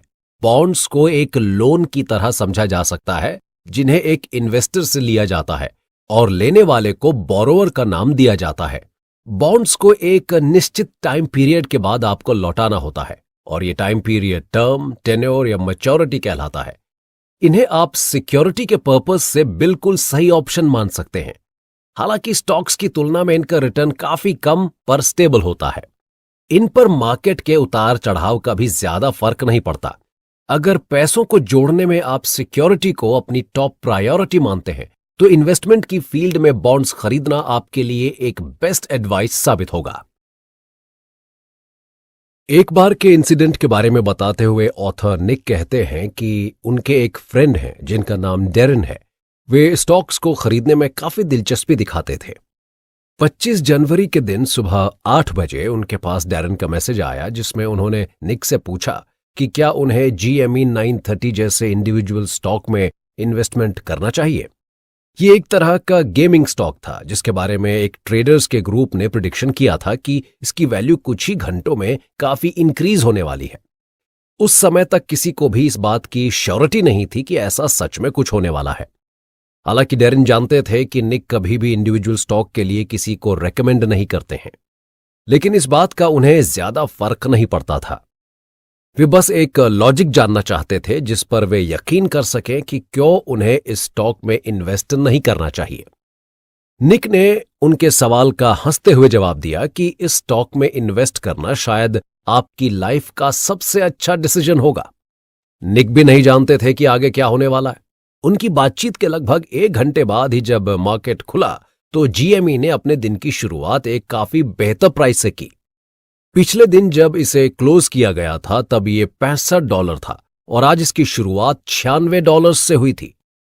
10:22 के आसपास डेरिन को इसकी बढ़ती हुई वैल्यू ने अपनी ओर अट्रैक्ट कर ही लिया और उन्होंने $111 की कीमत पर GME का एक शेयर खरीद लिया, जिससे उनका पूरा इन्वेस्टमेंट $30,000 का हो चुका था। जिसका मतलब यह था कि अगर GME के शेयर के प्राइस में $1 की बढ़त होती तो डेरिन को $300 का फायदा होता और अगर इसकी वैल्यू $1 से नीचे गिरती तो डेरिन को $300 का नुकसान होता। कुछ 15 मिनट के अंतर पर ही इसकी कीमत $140 की हो गई थी और डेरिन का इन्वेस्टमेंट भी $9,000 पर पहुंच गया था। ट्रेडर्स के ग्रुप में सभी इन्वेस्टर्स डेरिन की जमकर तारीफ कर रहे थे और उनके डिसीजन को एकदम सही बता रहे थे। डेरिन भी अपने फैसले से काफी खुश थे, लेकिन जैसा कि स्टॉक्स के बारे में हमेशा कहा जाता है कि आप इन पर कभी भी पूरी तरह भरोसा नहीं कर सकते, तो कुछ ऐसा ही डेरिन के साथ भी हुआ। जितनी तेजी से GME के प्राइस ऊपर गए थे उतनी ही तेजी के साथ वो नीचे आने लगे। जब तक डेरिन ने सोचा कि वो इसे सेल करके कम से कम अपने स्टॉक की वैल्यू जितना अमाउंट निकाल लें, तब तक काफी देर हो चुकी थी। हर $1 के नीचे गिरने के साथ ही डेरिन का $300 का नुकसान होता जा रहा था। डेरिन ने खुद अपने इस लॉस को क्लोजली मॉनिटर किया। $300, $300, $300। आखिर में उन्होंने $70 की कीमत पर आते आते ग्रुप में मैसेज कर दिया, आई एम आउट। निक कहते हैं कि इंडिविजुअल स्टॉक्स में इतनी ज्यादा वल्नरेबिलिटी यानी कि अस्थिरता देखने के बाद उन्होंने खुद भी कभी इसे पिक नहीं किया और दूसरों को भी हमेशा यही एडवाइस दी। इंडिविजुअल स्टॉक को ना पिक करने के पीछे सिर्फ एक यही कारण नहीं है, बल्कि इसके कुछ और भी रीजन है। जैसे कि एक इंडिविजुअल स्टॉक को खरीदने के लिए आपके पास काफी एक्सपीरियंस और स्टॉक्स की सही नॉलेज होनी चाहिए। आप किसी स्टॉक की एक दिन की परफॉर्मेंस देखकर उसे खरीदने या उस पर ज्यादा अमाउंट में इन्वेस्ट करने के बारे में नहीं सोच सकते। ज्यादातर लोग इन इंडिविजुअल स्टॉक्स को खरीदने के बाद अपने टारगेट किए गए अमाउंट के 75% तक ही पहुंच पाते हैं। निक कहते हैं कि अगर फिर भी आप चाहते हैं कि आपको ये एक बार ट्राई करना चाहिए, तो इससे पहले आपको अपनी स्टॉक परफॉर्मेंस को मॉनिटर करना चाहिए। आपके स्टॉक इन्वेस्टमेंट के पिछले रिकॉर्ड्स आपको एक सही डिसीजन लेने में ज्यादा मदद कर सकते हैं। इतना जानने के बाद लोगों के मन में सवाल उठता है कि इन्वेस्टमेंट को शुरू करने का एक सही समय कब है। इस सवाल का जवाब यह है कि आप इन्वेस्टमेंट को अपनी लाइफ का हिस्सा जितनी जल्दी बना लेंगे, ये आपको उतने ही बेहतर रिजल्ट्स टाइम पर दे सकेगा। लेकिन इसे शुरू करने से पहले आपको कुछ ऐसी इंफॉर्मेशन को अपने पास जुटा लेना चाहिए जो फ्यूचर तक आपको हेल्प करती रहे। इन्हीं इंफॉर्मेशन में से एक जरूरी बात जो आपको जाननी चाहिए वो ये है कि स्टॉक मार्केट अधिकतर समय एक राइज की ओर ही बढ़ता है।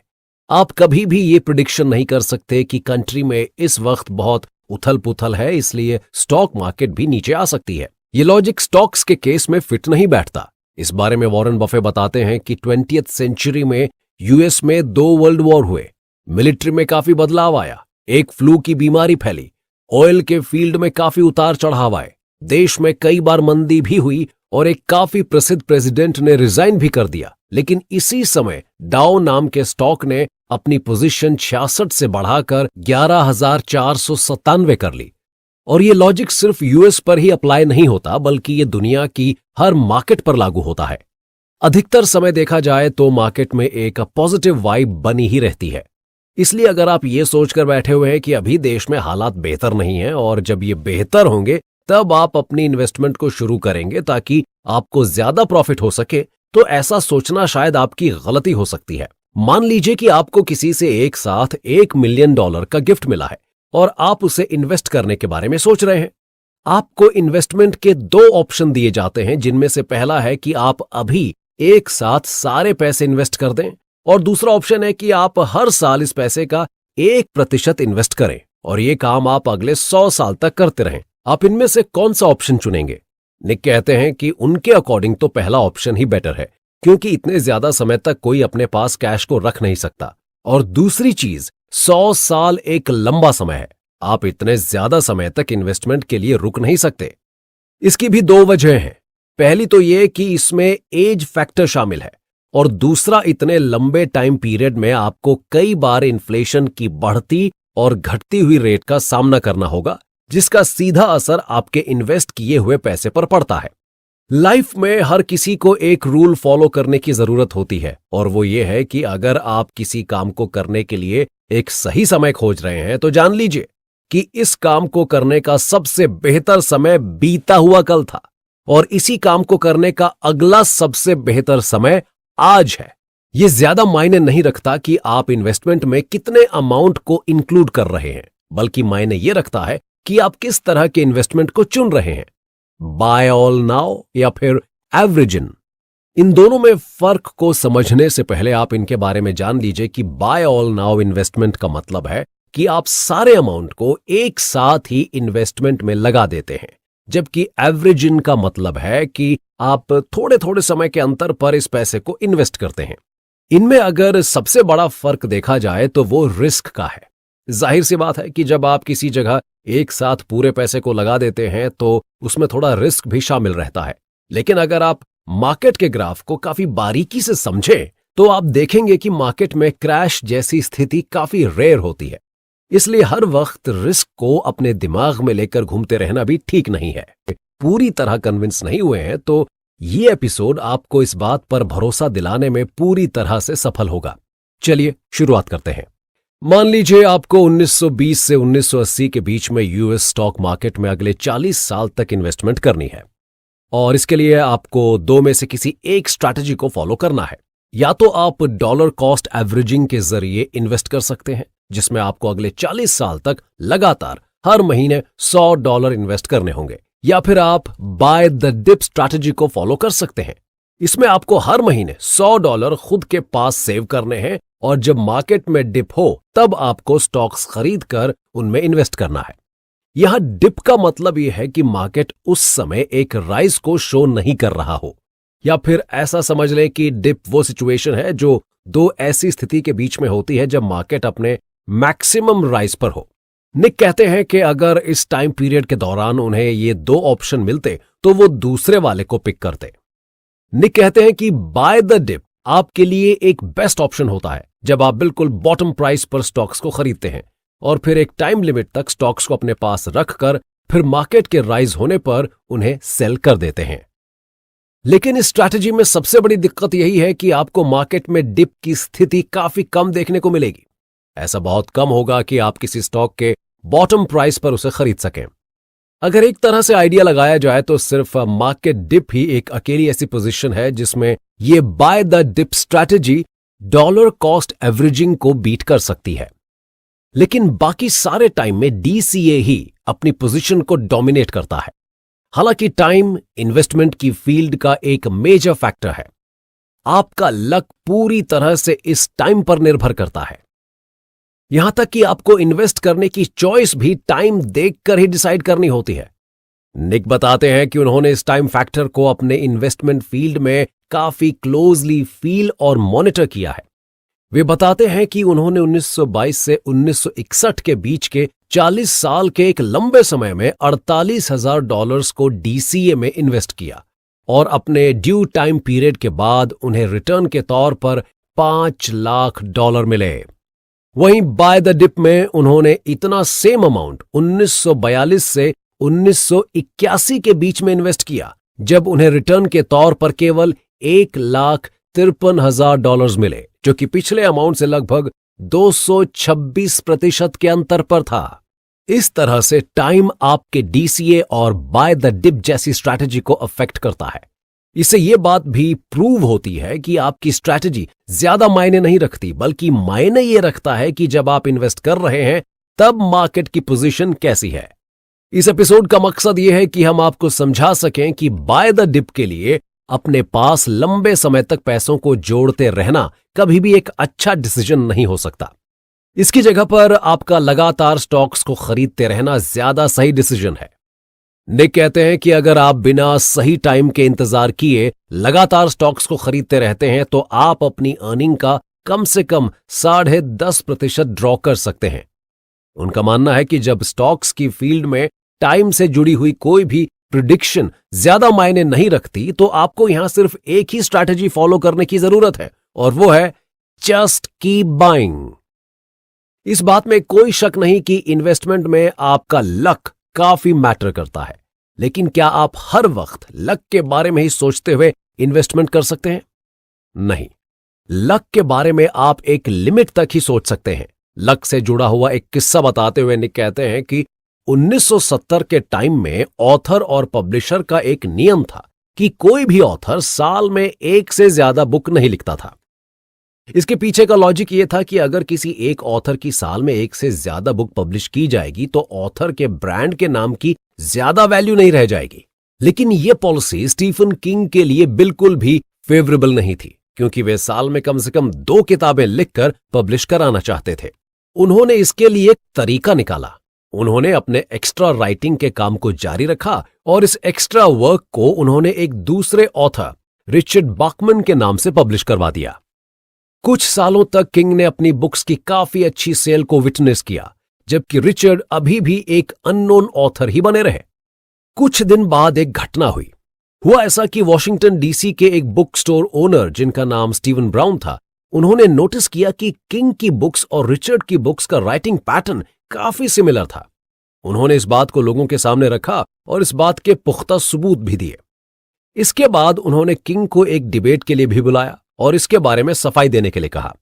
1856 में किंग ने यह बात एक्सेप्ट की और इसके बाद सारी कॉपीज उन्होंने खुद के नाम से पब्लिश कराईं। जो काम रिचर्ड के नाम से पब्लिश किया गया था वही सेम काम किंग के नाम से पब्लिश किया गया, लेकिन मार्केट में इनके बीच के रिजल्ट्स में काफी ज्यादा अंतर देखा गया। स्टीफन किंग अब एक बेस्ट सेलर्स की लिस्ट में शामिल हो चुके थे। सारी कॉपीज काफी जल्दी और काफी ज्यादा नंबर्स में सेल हो रही थीं। इसके पीछे का कारण कोई जान नहीं पाया कि सेम काम होने के बाद इतना बड़ा अंतर कैसे आया। कुछ लोगों ने इसे लक माना तो किसी ने इसे उनके नाम का प्रभाव बताया। इन्वेस्टमेंट की फील्ड में भी ऐसी ही बहुत सारी अनएक्सप्लेन्ड चीजें होती हैं जिन्हें आप ज्यादा समझ नहीं सकते। हां, लेकिन ये पॉजिटिव होने के साथ साथ नेगेटिव भी हो सकती हैं। लक पर ट्रस्ट करते हुए कुछ लोग ऐसा भी मानते हैं कि आपके इन्वेस्टमेंट के करियर में आपके बर्थ ईयर का भी काफी अच्छा रोल रहता है।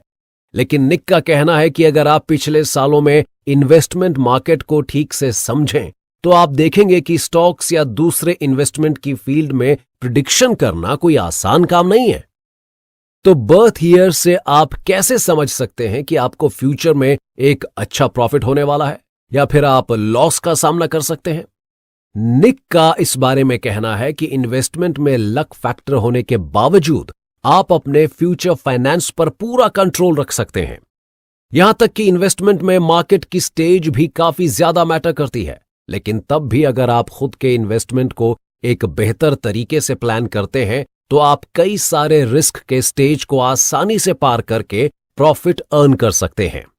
क्योंकि आप किन एसेट्स में इन्वेस्ट करते हैं, कितने टाइम के लिए इन्वेस्ट करते हैं और कितनी बार इन्वेस्ट करते हैं, ये सब आप पर निर्भर करता है।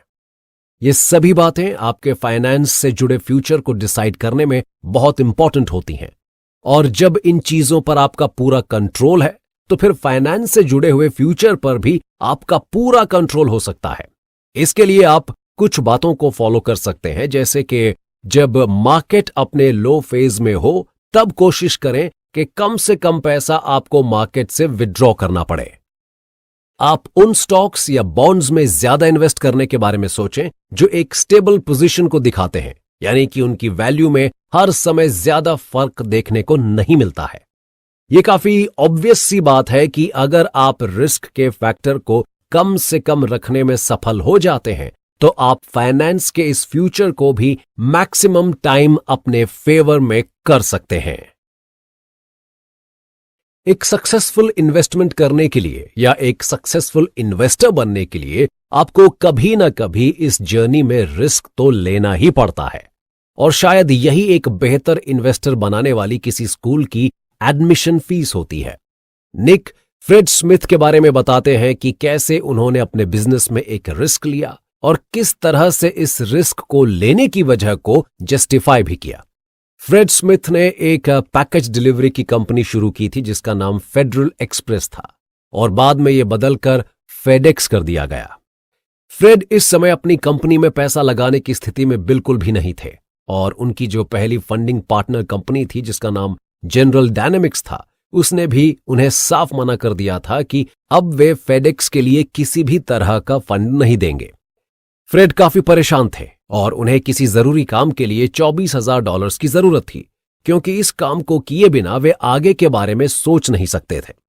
उन्होंने फेडेक्स कंपनी के अकाउंट को चेक किया तो देखा कि इसमें तो सिर्फ $5,000 ही पड़े हुए थे, जबकि जेट फ्यूल के लिए उन्हें इससे कहीं ज्यादा पैसों की जरूरत थी। उन्होंने डिसीजन लिया कि वे आज ही वेगस के लिए निकलेंगे और अपने साथ में कंपनी के $5,000 भी लेकर जाएंगे। उन्होंने इस अमाउंट को वेगस में एक बेट में लगाने का डिसीजन लिया था। उनके जाने के बाद जब कंपनी के बाकी के लोगों ने अकाउंट को चेक किया तो वो बिल्कुल सरप्राइज हो गए, क्योंकि ये बिल्कुल खाली हो चुका था। उन्होंने फ्रेड को कॉल किया और इस बारे में पूछा तो फ्रेड ने उन्हें जवाब दिया कि वो बचे हुए पैसों को साथ में लेकर गए हैं और उन पैसों से वेगस में उन्होंने बेट लगाई। ये सुनकर कंपनी के लोग बिल्कुल चौंक गए और उनसे कहा कि वो ऐसा कैसे कर सकते हैं। फ्रेड ने बताया कि वे उन $5,000 से $27,000 जीत चुके हैं और इस रिस्क को लेने के पीछे का कारण यह था कि अगर इतने अमाउंट को वो हार भी जाते तो ज्यादा कोई फर्क नहीं पड़ता, क्योंकि ये इतनी बड़ी रकम नहीं थी। स्मिथ की इस कहानी से आप एक बात समझ सकते हैं कि कभी कभी बड़ा रिस्क लेना रिस्क ना लेने के बराबर ही होता है। ये बात इन्वेस्टमेंट की फील्ड में बिल्कुल सही बैठती है। आपने अक्सर देखा होगा कि लोग इस बारे में बात करते हैं कि किसी पर्सन ने एक स्टॉक में इतना पैसा लगाया और प्राइस के लो होने की वजह से वो काफी लॉस में चले गए, या फिर किसी लॉटरी को खरीदने के बाद उन्हें जीतने वाला अमाउंट नहीं मिला और उन्हें काफी नुकसान हुआ। पर कितने ऐसे लोग हैं जो इस बारे में बात करते हैं कि किसी ने पैसों को एक लंबे समय तक अपने पास रखा और वे कभी भी एक अच्छी वेल्थ क्रिएट नहीं कर सके? शायद बहुत ही कम लोग हैं जो ये बात करते हैं। इन्वेस्टिंग की फील्ड में आपको कभी भी एक फ्री राइड नहीं मिलेगी जिसमें आप सिर्फ राइज की तरफ ही बढ़ते जाएं। आपको कई बार डाउन साइड्स का भी सामना करना पड़ेगा। आपको इन्वेस्टिंग की इस फील्ड में उतरने और इस गेम के बेहतर खिलाड़ी बनने से पहले यह समझना होगा कि मार्केट में वॉलेटिलिटी इस गेम का ही एक हिस्सा है। आप इसे फेस किए बिना ना तो इसे सीख सकते हैं और ना ही प्रॉफिट कमा सकते हैं। हां, इससे बचने के लिए आप अपने एसेट्स को डाइवर्सिफाई करने यानी कि अलग अलग जगह पर बांटने का काम अवश्य कर सकते हैं। जैसे कि सारा इन्वेस्टमेंट एक ही सिंगल स्टॉक या बॉन्ड में करने के बजाय आप उन्हें कई जगह पर बांट दें और जो कम प्रॉफिट वाले बॉन्ड या स्टॉक्स हैं उन पर कम डिपेंडेंट रहें। कई फेमस इन्वेस्टर्स कहते हैं कि अगर आप मार्केट वॉलेटिलिटी से डरते हैं या इसे अपने इस गेम का हिस्सा नहीं मानना चाहते तो आपको अपनी सोच में बदलाव लाने की जरूरत है। आपको अपनी सोच को इस वॉलेटिलिटी से आगे बढ़ाकर मार्केट क्रैश के लिए भी तैयार रखना होगा, तभी आप इसे बेहतर ढंग से सीख सकेंगे। इन्वेस्टमेंट मार्केट में कई बार पैनिक सिचुएशन क्रिएट हो जाती है, लेकिन इस मुश्किल समय में भी ऐसा नहीं होता कि लोग रुक जाएं या इन्वेस्ट ना करें। वे उस पैनिक की सिचुएशन में भी स्टॉक्स को खरीदना जारी रखते हैं क्योंकि उन्हें इस बात की नॉलेज है कि मार्केट में ऐसी कंडीशन हमेशा के लिए नहीं है और वे फिर से जल्दी ही एक अच्छा राइज मार्केट में देखेंगे। अगर आप इन्वेस्टमेंट में खुद को एक बेहतर परफॉर्मर बनाना चाहते हैं तो आपको भी कुछ ऐसी ही सोच को डेवलप करना होगा। लेकिन इस क्राइसिस की स्टेज में इन्वेस्टमेंट कैसे करें, यह जानना जरूरी है। निक इस बारे में पैंडेमिक के टाइम को याद करते हुए बताते हैं कि 22 मार्च 2020 की सुबह वे ग्रोसरी स्टोर जा रहे थे और उनके दिमाग में पिछले 48 घंटे में S&P 500 में हुए 3.4% के डाउनटर्न को लेकर बहुत सारे थॉट्स आ रहे थे। वे सोच रहे थे कि पूरी दुनिया उस पैंडेमिक के फेज का कैसे सामना करेगी और इस फेज से कैसे बाहर निकलेगी।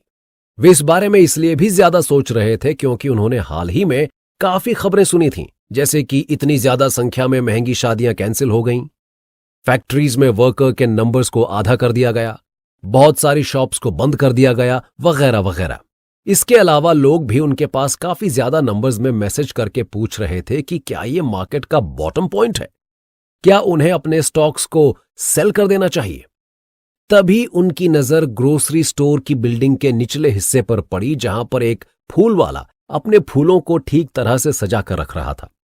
वैसे तो ये कोई नई बात नहीं थी क्योंकि ये उसका लगभग हर रोज का काम था, लेकिन शायद यही बात सबसे ज्यादा इंपैक्ट डालने वाली थी क्योंकि उसने अपने अंदर होप्स को कम नहीं होने दिया था और वो लगातार अपना काम कर रहा था। निक ने सोचा कि जब एक फ्लावर वाला अपनी होप्स को जिंदा रख सकता है तो वे क्यों नहीं रख सकते। और इसका रिजल्ट आज हम सभी के सामने है। हम सब ने मिलकर न केवल पैंडेमिक का सामना किया बल्कि एक बेहतर बाउंस बैक भी किया। 18th सेंचुरी के बैंकर बैरन रॉथस्चाइल्ड इस बारे में एक बात कहते हैं, the time to buy is when there is blood in the streets. मतलब कि स्टॉक्स को खरीदने की सबसे अच्छी अपॉर्चुनिटी तब है जब मार्केट एक लो फेज से गुजर रही हो। इसके पीछे का लॉजिक भी कोई बहुत टफ नहीं है। निक कहते हैं कि इसका सीधा सा कारण है मार्केट की स्थिति का अंत में रिकवर हो जाना। जैसा कि पिछले एपिसोड्स में भी आपको बताया गया है कि मार्केट में डाउनफॉल और राइज दोनों ही पाए जाते हैं और नेगेटिव फेज बहुत रेयर और बहुत कम समय के लिए होता है। तो ऐसे समय में आप जो भी स्टॉक या एसेट को खरीदते हैं उन्हें आगे जाकर आप एक हाई राइज पर ही देखेंगे। इन्वेस्टमेंट में एक डाउन फेज का लंबे समय तक बने रहना भी पॉसिबल है। तो अब आपके मन में सवाल आएगा कि अगर आपने इन्वेस्टमेंट की और इसी बीच ये डाउन टर्न का लंबा फेज शुरू हो गया तो निक कहते हैं कि इस लंबे समय की मार्केट नेगेटिविटी का चांस 8 में से सिर्फ 1 होता है। काफी साल पहले जापान में इस तरह की सिचुएशन देखने को मिली थी, लेकिन इस लंबे दौर के बाद वहां मार्केट में एक लंबा उछाल आया और ऐसे इन्वेस्टर्स ने काफी प्रॉफिट अर्न किया जिन्होंने इस मंदी के दौर में स्टॉक्स को खरीदा था। पिछले एपिसोड्स में आपने सुना कि इन्वेस्टमेंट की फील्ड में जस्ट कीप बाइंग का फंडा काम करता है। बस आपको स्टॉक को खरीदते समय उनको चुनने और सही समय के लिए इन्वेस्ट करने पर फोकस करना चाहिए। लेकिन आप सभी के मन में सवाल होगा कि इन स्टॉक्स को सेल करने का सही समय क्या होता है जिससे आपको ज्यादा से ज्यादा फायदा मिल सके और आपको कम से कम रिस्क उठाना पड़े। निक कहते हैं, अगर आप उनसे पूछें कि स्टॉक्स को खरीदने में और स्टॉक्स को बेचने में कौन सा काम ज्यादा मुश्किल है, तो वे आपको बताना चाहते हैं कि स्टॉक्स को सेल करना उन्हें खरीदने से ज्यादा मुश्किल है। ऐसा इसलिए क्योंकि स्टॉक्स को सेल करते समय आपको दो बातों का ध्यान रखना होता है। पहला कि कहीं आप उन स्टॉक्स के हाई पॉइंट को मिस ना कर दें, और दूसरा ये कि कहीं आप उन स्टॉक्स को बॉटम प्राइस पर बेच ना दें। इस परेशानी वाली स्टेज से बचने के लिए आपको कुछ बातों का सपोर्ट लेना चाहिए, जैसे कि आप स्टॉक्स को सेल करने से पहले बैलेंस कर लें, बहुत ज्यादा लॉस वाली स्टेट पर फोकस ना करें और अपनी फाइनेंशियल जरूरतों को देखते हुए सेल करने का मन बनाएं। निक बताते हैं कि जिस तरह से स्टॉक्स को खरीदने में आपके पास काफी सारी चॉइसेस होती हैं, वैसे ही उन्हें सेल करते समय भी आप अपने लिए बेहतर ऑप्शन पिक कर सकते हैं। आप स्टॉक्स को एक साथ भी सेल कर सकते हैं और इन्हें थोड़े थोड़े टाइम ड्यूरेशन में भी सेल कर सकते हैं। इनमें होने वाले कंफ्यूजन को दूर करते हुए निक कहते हैं कि जैसा कि पहले के एपिसोड्स में आपने सुना कि स्टॉक्स को खरीदते समय आपको एक ही समय पर सारा स्टॉक खरीद लेना चाहिए और बार बार या थोड़े समय के अंतर पर स्टॉक्स को खरीदने से बचना चाहिए। लेकिन जब आप स्टॉक्स को सेल करने का मन बनाते हैं तो आपको इसकी रिवर्स स्ट्रैटेजी को फॉलो करना चाहिए, यानी कि सारे स्टॉक्स एक साथ सेल करने की जगह थोड़े टाइम ड्यूरेशन के डिफरेंस में उन्हें सेल करना। इसके पीछे का रीजन है कि मार्केट आगे आने वाले टाइम में धीरे धीरे ऊपर यानी कि राइज की ओर जाती है, इसलिए आप जितने ज्यादा समय तक अपने स्टॉक्स को रोक कर बेच सकते हैं ये आपको उतना ही ज्यादा बेनिफिट देंगे। एक सिंपल सी बात में अगर इसे समझाया जाए तो ये बाय क्विकली सेल स्लोली वाली स्ट्रैटेजी होगी। अभी तक के सारे एपिसोड्स में आपने सेविंग्स और इन्वेस्टमेंट के कई तरीकों के बारे में जाना जो कि आपको एक नए और अननोन इन्वेस्टर से एक जानकार इन्वेस्टर बनाने की एबिलिटी रखते हैं और आपको काफी रिच भी बना सकते हैं। लेकिन वो कौन सा टाइम है जब लोगों को ये समझना चाहिए कि वे रिच बन चुके हैं और अब इससे ज्यादा पैसों की उन्हें जरूरत नहीं है? अगर आप ऐसे किसी मोमेंट का इंतजार कर रहे हैं कि जब आपको रियलाइज होगा कि आप रिच बन चुके हैं और अब आपको बहुत ज्यादा रिस्क लेने या प्रॉफिट अर्न करने की जरूरत नहीं है, तो ऐसा शायद कभी नहीं होगा। इस बारे में एक इंसिडेंट का जिक्र करते हुए निक बताते हैं कि ये क्रिसमस का दिन था और वेस्ट वर्जीनिया नाम की जगह के लोग उसे सेलिब्रेट करते हुए काफी पैसे खर्च कर रहे थे। लेकिन इस बार का उनका खर्च कुछ अलग था। अधिकतर लोग लॉटरी के टिकट्स को खरीदने में एक बड़ा अमाउंट लगा रहे थे। उनके अंदर लॉटरी को जीतने की काफी होप्स थीं और कुछ ऐसी ही होप रखने वालों में एक जैक विटेकर नाम के पर्सन भी शामिल थे। हालांकि ऐसा नहीं था कि जैक हमेशा से ही लॉटरी में इन्वेस्ट करते थे, लेकिन जब उन्होंने 100 मिलियन से भी ऊपर का अमाउंट प्राइज मनी के तौर पर देखा तो वे खुद को रोक ना पाए। उन्होंने लॉटरी की टिकट्स खरीदी और अपनी वाइफ, जिनका नाम जूल था, उनसे मिलने के लिए जैक निकल गए। अगले दिन रात में जब 11 बजे इस लॉटरी का रिजल्ट अनाउंस हुआ, तब जैक की लॉटरी के अंकों से रिजल्ट में बोले गए लॉटरी के अंक पूरी तरह से मिल रहे थे। हालांकि जैक इस वक्त तक सो चुके थे और उन्हें इस बात का कोई अंदाजा भी नहीं था कि वे लॉटरी के द्वारा इतनी बड़ी रकम जीत चुके थे। अगले दिन जब ऑफिस के लिए निकलने से पहले जब जैक ने टीवी ऑन किया तो देखा कि पिछले दिन की लॉटरी से जुड़ी हुई खबर टीवी पर दिखाई जा रही थी और उसके नंबर्स को देखकर जैक बिल्कुल दंग रह गए। वो यकीन नहीं कर पा रहे थे कि जिस स्टॉक पर उन्होंने इन्वेस्ट किया उसका इतना बड़ा रिटर्न उन्हें मिलने जा रहा था। उन्होंने अपने घर पर यह खबर सभी को बताई और सारे लोग काफी खुश हुए। इस रकम को ड्रॉ करने के बाद जैक का लाइफस्टाइल और भी ज्यादा बदल गया, पर धीरे धीरे वे गलत रास्तों की ओर बढ़ने लगे। सिर्फ वे ही नहीं, उनकी फैमिली पर भी इसका बुरा असर देखने को मिलने लगा। उनकी बेटी की ड्रग ओवरडोज की वजह से डेथ हो गई और उनकी वाइफ से भी सेपरेशन हो गया क्योंकि जैक ने अपनी वाइफ को चीट किया था। ऐसी बात नहीं थी कि लॉटरी को खरीदने से पहले जैक काफी मिडिल क्लास या पुअर पर्सन हुआ करते थे। बल्कि वे एक अच्छी फर्म में प्रेसिडेंट की पोस्ट पर थे और उनके पास $17 मिलियन जैसी बड़ी रकम भी थी। लेकिन फिर भी उन्होंने ज्यादा पैसे का लालच देखकर इस टिकट को खरीदा था, जिसका असर उनकी फैमिली और उन पर कुछ इस तरह से हुआ। इस जीत से पहले वे किसी चैरिटी होम में भी पैसे देने जैसे अच्छे काम करते थे, लेकिन लॉटरी जीतने के बाद जैक ने वो भी बंद कर दिया था। जैक की कहानी को सुनकर एक बात तो काफी क्लियर होती है कि पैसे के अंदर आपके माइंडसेट को बदल देने की पावर होती है। बहुत ज्यादा प्रॉफिट या पैसा किसी भी इंसान के अंदर लालच के विंग्स डेवलप करता है, जो जैक जैसे ही खराब एंड तक लोगों को पहुंचाते हैं। अगर जैक ने कभी खुद ये बात पहले महसूस की होती कि वो तो पहले से ही इतने रिच हैं और उन्हें अब लॉटरी खरीद कर रिस्क लेने या लालच करने की जरूरत नहीं है, तो शायद आज वे अपनी पहले जैसी आरामदायक लाइफ जी रहे होते। लेकिन ज्यादा पैसे ने उन्हें फाइनेंशियली स्ट्रांग बनाने के बजाय लालची बना दिया था। इसलिए दूसरों से रिच कहलाने से कहीं ज्यादा इंपॉर्टेंट है खुद में रिच फील करना। अगर आप ये थॉट खुद से नहीं सोच पाते हैं और इसके लिए आपको किसी और के रिमाइंडर की जरूरत पड़ती है, तो आप कभी भी अपनी वेल्थ या इन्वेस्टमेंट के रिजल्ट से सेटिस्फाई नहीं हो सकेंगे। खुद में रिच ना फील करना किसी आम बिजनेसमैन के साथ ही होने वाली कोई घटना नहीं है, बल्कि बड़े बड़े इन्वेस्टर्स भी ये कहते हैं कि वे लाइफ में अच्छा कर रहे हैं, लेकिन वो रिच नहीं हैं। वे लगातार अपनी वेल्थ को बढ़ाने में लगे रहते हैं। निक ने एक फेमस इन्वेस्टर से जब इस बारे में पूछा, तो उन्होंने मजाक में जवाब दिया कि ये बिल्कुल वैसी ही बात है कि अगर मैं एक फरारी खरीद लेता हूं, तो उसी दिन से मुझे इस बात की चिंता होने लग जाएगी कि कहीं कोई उस गाड़ी पर स्क्रैच न मार दे। कहने का मतलब यह है कि आपकी सोच कहीं पर भी रुक नहीं सकती है कि अब आपको किसी भी चीज के बारे में फिक्र करने की जरूरत नहीं। आपके सामने हमेशा एक लंबी लिस्ट रहेगी जिसमें आपकी ढेर सारी इच्छाएं होंगी और जिन्हें आप जल्दी से जल्दी पूरा करना चाहेंगे। निक कहते हैं कि रिच होने का एक बहुत ही सिंपल कॉन्सेप्ट है। आपको इसके लिए हमेशा यह सोचना है कि आप पहले भी रिच थे, आज भी रिच हैं और आगे भी रिच रहेंगे। अगर आज आप अपनी रिचनेस के स्टेज पर एक क्वेश्चन मार्क लगा देंगे, तो शायद आप पूरी जिंदगी खुद को पहले से और ज्यादा रिच बनाने में ही बिता देंगे। तो इस ऑडियो बुक समरी के माध्यम से ऑथर निक मैग्यूली ने हमें यह समझाया कि लाइफ में फाइनेंस को मैनेज करना कितना ज्यादा इंपॉर्टेंस रखता है। अगर आप एक बेहतर प्लानिंग के साथ चलते हैं, तो लाइफ में बड़े प्रॉफिट्स कमाने के साथ खुद का घर खरीदने जैसे बड़े सपनों को भी आसानी से पूरा कर सकते हैं।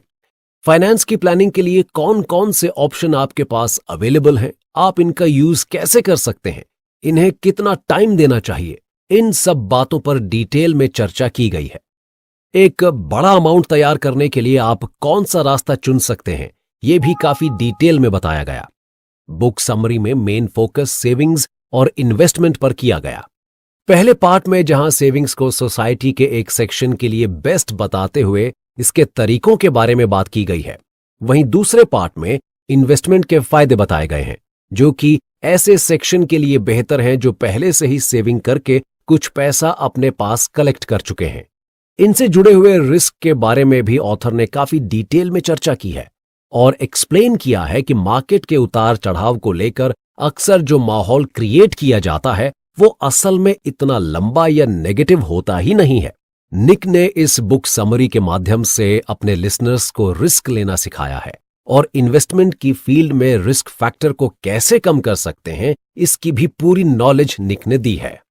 निक ने इस समरी में अपनी लाइफ से जुड़े हुए ढेर सारे एग्जाम्पल्स प्रेजेंट करने के साथ साथ कई दूसरे लोगों की भी इन्वेस्टमेंट जर्नी के एग्जाम्पल दिए हैं और उनमें काफी रोचक घटनाओं को बताया है, जिन्हें सुनने से एपिसोड का मतलब भी आसानी से समझा जा सकता है। बुक समरी में इतने सारे इन्वेस्टमेंट और सेविंग नॉलेज से जुड़े हुए पॉइंट्स को डिस्कस करने के साथ साथ निक पर्सनल लाइफ में भी पैसे जोड़ना, घर खरीदना, रेंट पर रहना आदि चीजों के बारे में बताते हैं और एक सही एडवाइस देते हैं। वो बताते हैं कि हर एक काम के लिए सही समय का इंतजार करना चाहिए, लेकिन उसी जगह वो ये भी कहते हैं कि इन्वेस्टमेंट की फील्ड में इंतजार बिल्कुल भी नहीं करना चाहिए। उम्मीद करते हैं कि आपको ये बुक समरी काफी पसंद आई होगी और इसने काफी इंस्पायर भी किया होगा। लाइफ में फाइनेंस से जुड़े हुए किसी भी डिसीजन को लेते समय आप इस बुक समरी में बताई गई बातों को जरूर ध्यान रखेंगे और ज्यादा प्रॉफिट कमा सकेंगे। हम आगे आने वाले टाइम में भी आपके लिए ऐसे ही इंटरेस्टिंग और इंपॉर्टेंट शोज लाते रहेंगे। तब तक के लिए आप कुकू एफएम को एंजॉय करते रहें और अपनी राय कमेंट बॉक्स के जरिए हम तक पहुंचाते रहें। धन्यवाद।